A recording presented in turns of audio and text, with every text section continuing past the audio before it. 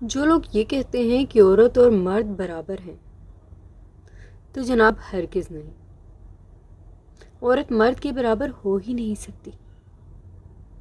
ساری عمر پردیس کے تھکے کھاتا ہے، مشکلات سہتا ہے، جھڑکیاں سہتا ہے، فاقے کرتا ہے، پردیس کی خاک پھانکتا ہے، سختیوں سے گزرتا ہے، ہر ایرے غیرے کی بات سنتا ہے، گرمی سردی دھوپ بارش کسی چیز کو نہ دیکھتے ہوئے آپ کی کفالت کے لیے اس سختی کو خوشی خوشی جھیل جاتا ہے۔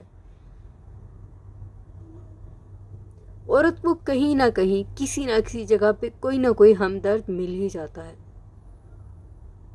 لیکن مرد کے ساتھ کوئی ہمدردی نہیں کرتا۔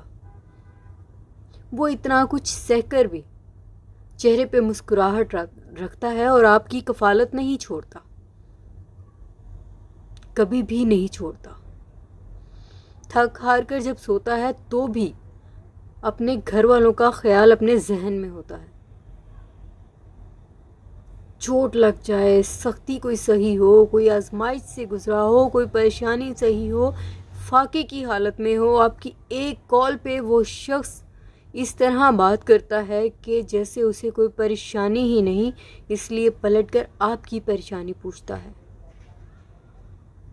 کیا مجھے دکھا سکتے ہیں کوئی ایک ایسی عورت جس کو کوئی ہمدردی نہ ملی ہو؟ کوئی نہ کوئی ہمدردی میں اس کو سافٹ کارنر دے ہی دیتا ہے، لیکن مرد کے ساتھ کوئی ہمدردی نہیں کرتا۔